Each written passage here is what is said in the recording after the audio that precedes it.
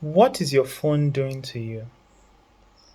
I started a book I think will be a very interesting read today. And the author was sharing about how she got pregnant some years back and at the same time decided to renovate her kitchen alongside her husband. And they had this joke that which project will get finished first, the pregnancy or the renovation. Now, she's this kind of person that loves antique door hinges and Victorian style kind of art and items. So she was always on eBay scrolling and trying to find different items that she might want to put in her kitchen. Her love for that was so intense, I'll say, that she had so many tabs open, and even till today, she still finds recommendations for antique door hinges and Victorian style things. I'm paraphrasing the story. But she had a sort of light bulb moment one day when she was breastfeeding her now born baby. And while scrolling through eBay or something on her phone, she caught her baby looking into her face. And of course, the baby's face was illuminated by the blue light from the phone. So she caught her baby looking at her face while she was looking at her phone. And it kind of struck her in a very important place where she realized that, hey, I am being this distracted mother, and this is not the kind of person she wanted to be. Now, there's a whole story that she's sharing and the point she's trying to make, but that caught my attention because I realized that even for me, I have been very distracted by my phone. I wake up many times in the morning and it's the first thing I pick up. It's the last thing I use before going to bed. I'm just on that rectangular device. Doing what? And for so many years, I have spent a lot of time on my phone, sometimes just rechecking messages, sometimes just looking through pictures.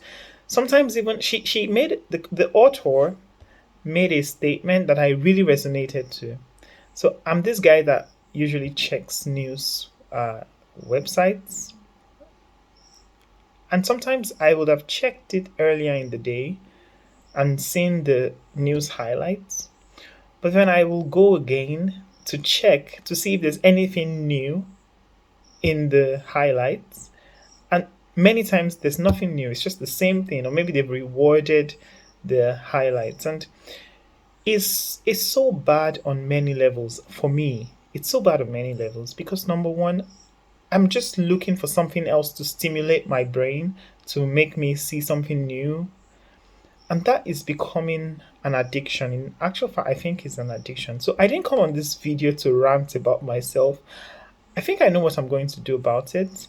I am going to implement some of the things I'm going to share with you now. Okay, so one thing I will do is to start a digital fast. And what I mean by digital fast is I'll set out certain amounts of time where I'm not going to use my phone. I don't want to know what's happening in the world.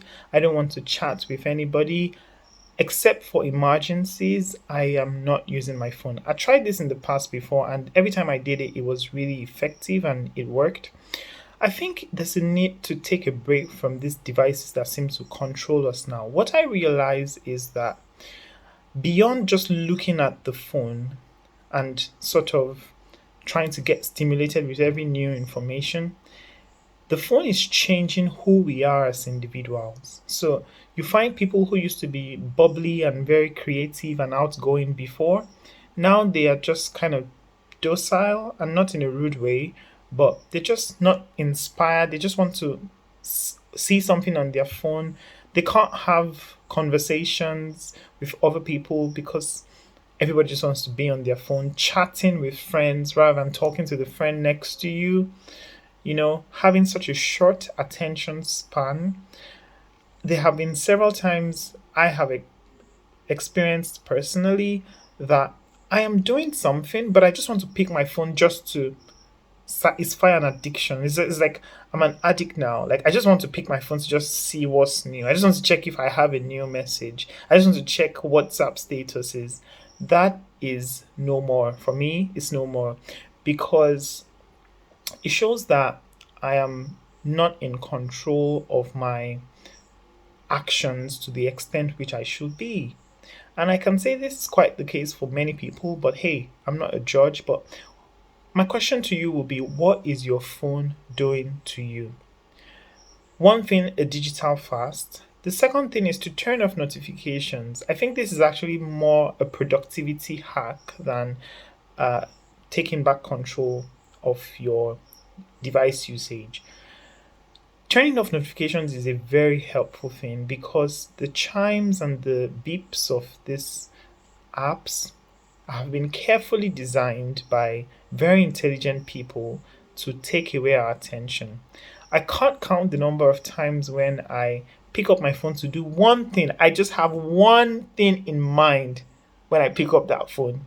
And I find myself spending 3 hours doing every other thing. And there's just something so attractive. You just want to check out, hey, what's that? There's just this Twitter notification that I absolutely have to see.